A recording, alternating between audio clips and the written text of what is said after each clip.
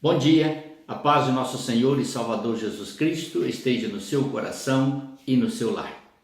Queridos, nós vamos ler um texto em João capítulo 20, o verso 31, onde temos essa escritura registrada. Verso 30 e 31. Na verdade, fez Jesus diante dos discípulos muitos outros sinais ou milagres que não estão escritos neste livro.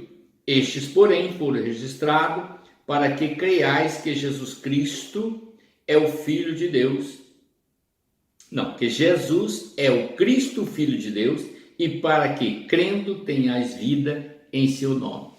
Então, como você acabou de ouvir e pode conferir na sua Bíblia, o texto está indicando que todos os milagres que foram registrados pelos apóstolos, seja Mateus, Marcos, Lucas ou João, todos eles têm um só propósito: dar provas de que Jesus é o Filho de Deus. Então, está muito claro.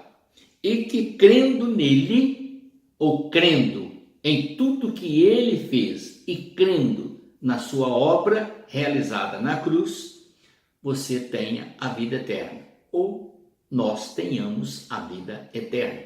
Este é o propósito. Mas então vamos ater agora ao tema desta meditação, que é milagres, os milagres bíblicos. Desde o início nós temos demonstrações de muitos milagres, extraordinários milagres. Lá no princípio nós vemos como Deus criou os céus e a terra e tudo que neles há. E esta demonstração de poder e autoridade que foi registrada no livro de Gênesis, muitas das vezes questionada pelos homens, exatamente servem de base para todos aqueles que creem em Deus, dar testemunho da sua grandeza, da sua soberania e do seu poder. Agora, querido, vamos ater-nos aos milagres. No livro de Êxodo, o Senhor se revela como o Eu Sou. E esta expressão ele falou diretamente a Moisés, quando Moisés questionou: a quem eu apresentarei, ou quem eu direi lá aos escravos, ou à nação de Israel, que estava lá ainda como apenas um povo acumulado dentro do Egito, que eram escravos do Egito, no Egito. Então ele faz essa pergunta: a quem eu direi que me enviou? E Deus responde que ele é quem ele é. Vá e diga-lhes: o Eu Sou me enviou para libertá-los. Depois o Senhor vai operar 10 extraordinários milagres diante de Faraó, para provar literalmente que o Deus de Israel é mais poderoso do que todos os deuses que os homens criam ou cultuam. Então, esta é a visão perfeita dos milagres ocorridos no Egito.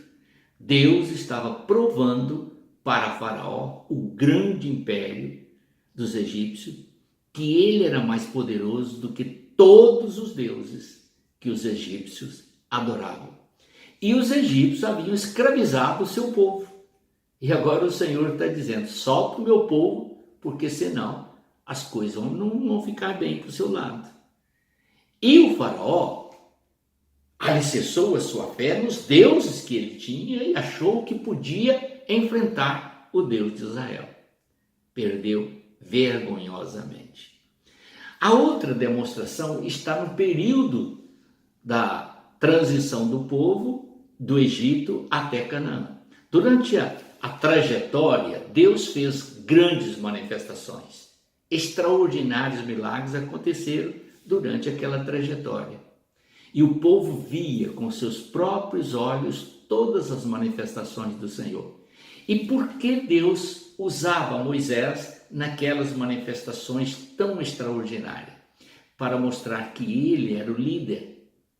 Então Deus estava aprovando Moisés como seu líder e dizendo ao povo: obedeçam-no, porque eu o constituí líder de vocês nesta missão.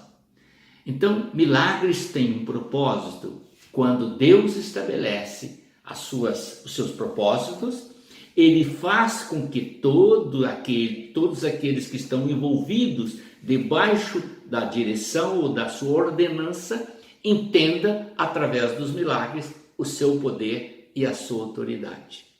Depois nós vamos ver na vida de Elias e de Eliseu e de outros profetas, milagres também extraordinários sendo operados.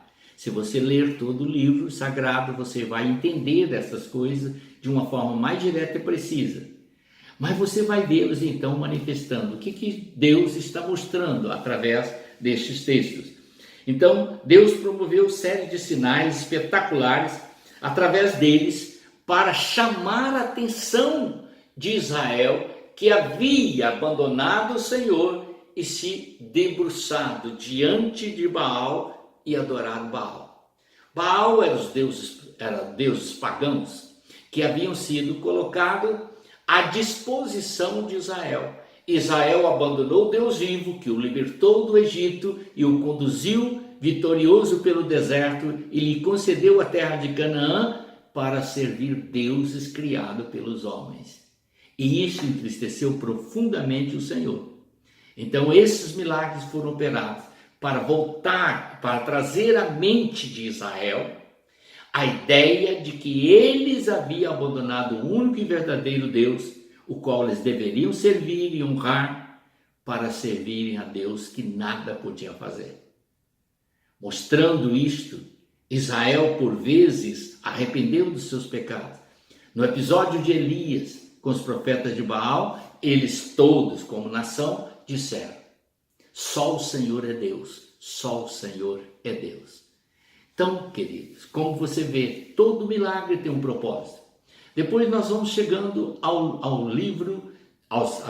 tempo de Jesus, onde nós acabamos de ler o texto que comprova que os milagres operados pelo Senhor Jesus tinham o propósito de dar entendimento que ele era o Messias prometido, o Cristo, o ungido de Deus, o Filho do Deus Altíssimo. E o Senhor próprio testemunhou isso. Este é o meu Filho amado, em quem tenho prazer. A ele ouvi. Então, todos os milagres, conforme ficou registrado em João 20, 31, foram para que Jesus pudesse ser visto e reconhecido como o Filho de Deus que tira o pecado do mundo. Cordeiro de Deus que tira o pecado do mundo. Querido, e os milagres que se seguiram depois com Pedro e os demais apóstolos, incluindo Paulo, foram para estabelecer a igreja. Era necessário que aqueles milagres extraordinários fossem realidade na vida dos apóstolos, para comprovar que a igreja instituída pelo Senhor Jesus, esta igreja estava ali organizada, estabelecida, com poder, com a grandeza do Deus que havia libertado o povo de Israel, com a grandeza do Deus que havia criado todo o céu e a terra e tudo que neles há, e com a grandeza do Deus que conduziu Israel durante toda a sua jornada.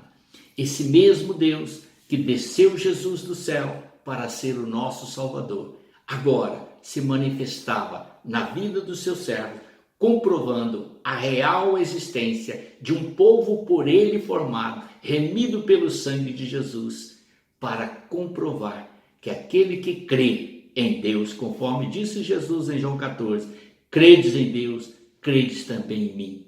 Na casa de meu Pai há muitas moradas. Aquele que crê verá a glória de Deus. Mesmo se morrer, eu o ressuscitarei e ele viverá para sempre comigo. Estas são as razões pelas quais nós devemos crer na palavra de Deus.